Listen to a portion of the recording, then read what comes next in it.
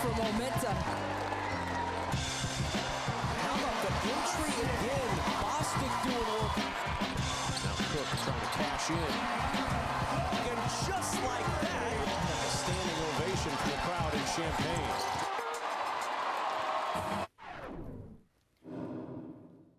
Now, there's a reason for that standing ovation as we get to our big stat. Illinois took down top 15 ranked Indiana and did so by 20 points on Monday, which snapped a long losing streak against the Hoosiers, who've been such a good program for so long. Largest margin of victory for Illinois against a ranked team since the 1990s.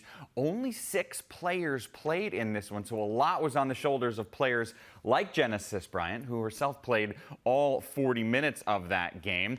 And adding on to that punishment, now she has to sit and talk to me. I mean, talk about brutal. Genesis is good enough to join us now from our studios in Champaign. Genesis, were you tired? I mean, that's a lot of action for one player to play. I was actually tired, but after that game, we had an autograph signing. So it was maybe another 45 minutes where we were interacting with fans and signing things, taking pictures. So kind of had to put on for a little bit longer, but that was a long game for sure. Yeah, but signing autographs doesn't get you as tired as running around and playing 40 minutes, right? No. Especially when you're guarding Scalia off of 3 screens at one time, and she never stops moving. I mean, it was definitely a chase. Well, let's talk about that game for a little bit. That's a really good team, and you beat them by a lot. What went so well for your team in that game? I think we were so connected, and then offensively we got a groove, and we kept doing the punches. So when they would kind of go on their little run, a lot of times early in the season, we would kind of let teams come all the way back and we had a lead. But I feel like this time, like we said, no, let's come together and let's keep this lead up. And I feel like with us playing ahead most of the game, that really helped our confidence too. Considering the entire season from November until now, what words do you use to describe what this year has been like? I would say a roller coaster. Like we've had a lot of ups and a lot of downs, but throughout the downs, I feel like we learned so much. And we got so close together, and you could kind of tell that on the court. I feel like our chemistry and our bond is way tighter now in February than it was in November and December. So like everything kind of added together, and it just feels really good now. What feels different this year versus last year? I would say we don't surprise anybody anymore. I feel like last year we surprised everybody, honestly. They didn't think we were going to be good at all. I feel like this year people knew who we were. I mean, we came into the season being ranked, so we already had a big target on our back, and we're getting everybody's A game now, and I feel like that's the level that we wanted to be at, so we're happy to be there now. You know, that's a thing we talk about a lot in the media, the idea of hunter versus hunted, having the target on your back. You can actually feel that in a game? You can feel that someone is prepared for you differently this year than they would have been last year? Oh, definitely. I mean, the way the team scout us, know our plays, I mean, we're calling the play, and the girl that's guarding me is telling me what I'm about to do. So it's just like, just those different things. It's like, oh, man, they really did their homework. So you could definitely tell this year the difference. Give me an example of a theme that your head coach, Shauna Green, has been talking to you as a team about. What is it she wants from you guys specifically in games? Just doing things one way. And the little things matter so much. Because a lot of times we think about the last 2 minutes of the game or like those final possessions, but it's really everything from the first quarter to that point that really matters and make a difference. And I feel like just having a one-way mentality where we're just doing things the right way and not trying to take shortcuts. What about a specific thing? Is she trying to get better ball movement, more three-pointers per game, more points in the paint? What's something like that that she's working on with you guys? I would say attacking the paint. I feel like a lot of times we settle for a lot of jumpers and jump shots at the beginning of the year. I feel like even Sunday, we proved that like if we attack the paint, we get downhill, we get to the free throw line and just manufacture points from there. So I'll say attacking the paint. How would you describe the confidence level of the team right now?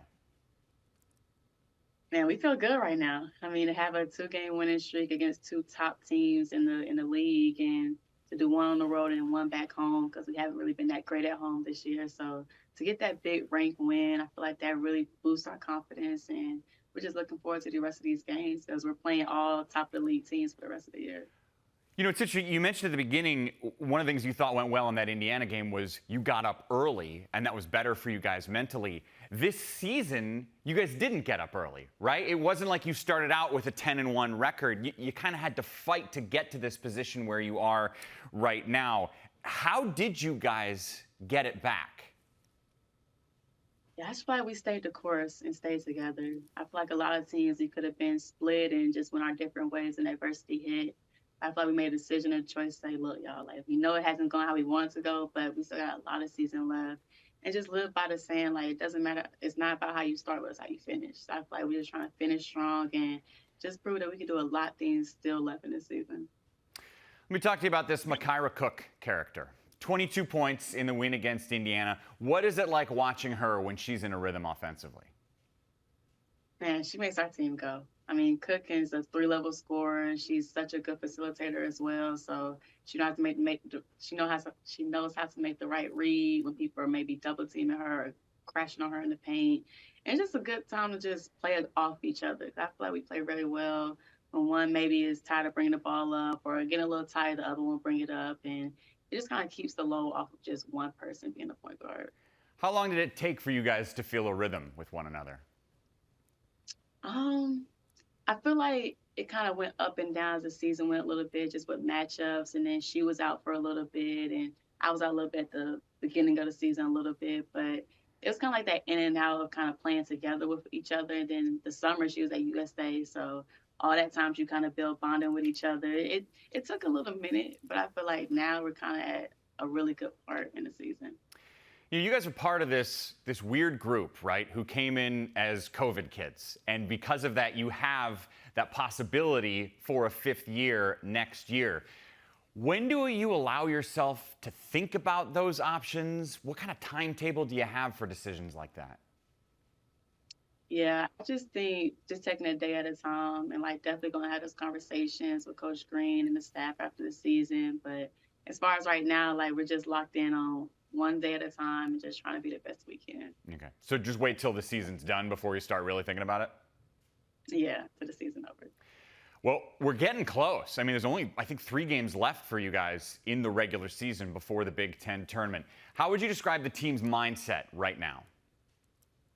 Just trying to finish strong. I mean, we could do a lot of things still left. We still got a lot of great opportunities. I mean, who doesn't want the opportunity that we have on Sunday to play Iowa at home? Like, that's a great opportunity for us. And just showing people that we might not have started the best, but we are still a good team and we can still finish strong. Well, since you took me there, yeah, Sunday it's Iowa in Iowa City. Now, if you remember last year, you guys beat the Hawkeyes in Champaign. What do you remember of that game last year? It's kind of the same feel as Indiana. Like, we got the lead early, and I don't think we was ever down that whole game. Like, we kept the lead and maintained it, and I feel like we play our best when we're not trying to play catch-up. So I think that's going to be really key of having a good start on Sunday. I don't know if you remember what you did in that game, but I do. 24 points, perfect 3 for 3 from behind the line. Do you remember that? Yeah, I remember that. What was that game like for you? I mean, well, a lot of people don't realize I was in foul trouble the first half. So I had only played just a little bit in the first half. So that second half, I had a lot of energy. My legs was rested. I felt good about it. And the team just did so well while I wasn't able to be out there because of foul trouble. And I just want to do whatever I could. And if that meant points, if that meant defense, whatever it meant, like it was whatever it had to take. So I was excited. Give me an idea what the perspective is like from a current player in college basketball, in the Big Ten, when you see someone like Caitlin Clark, who you'll be playing on Sunday, break an all-time scoring record. What is it like from your vantage point? I mean, it's an amazing opportunity. I feel like when one person wins, we all win, just as women in sports. And she's done so much for just the community and just for women's basketball. And I'm just excited to just be a part of this and be able to witness something like this. This is like a once-in-a-lifetime opportunity, and I have all respect for her and just can't wait to compete against her on Sunday. What's your philosophy on talking to an opponent? Will you go up and say hi to her before the game? I don't really have a philosophy. I mean, every game is different. Sometimes I talk to opponents if I know them. Sometimes I don't. I mean, I have no, like, prior thing going into it. Just whatever the flow of the game. Yeah. One of the cool things about what we've been witnessing is all these sold-out arenas now for women's basketball games, which is really cool. And you guys are going to have it. There's not going to be an empty seat in Iowa City when you take them on Sunday. Do you as a team talk about how a game feels different when there's 15,000 people screaming that you got to deal with? Yeah, I mean, when you go on the road, it's literally everyone against you. And I feel like we thrive in those kind of situations. Even last year in Indiana, we went them to the wire and they had a sold out crowd as well. So, like, where we at as a team right now and the chemistry that we have, like, we're going to have to stick together probably the most we have this whole season because those fans, I've heard how Iowa could get, have not been there yet. So, I'm excited to see that crowd and those fans. It'll be a cool experience. You'll enjoy it. It's always fun to play in front of a sold-out stadium. Genesis, congrats on the recent turn that your team has taken. Best of luck the rest of the season. Thank you so much.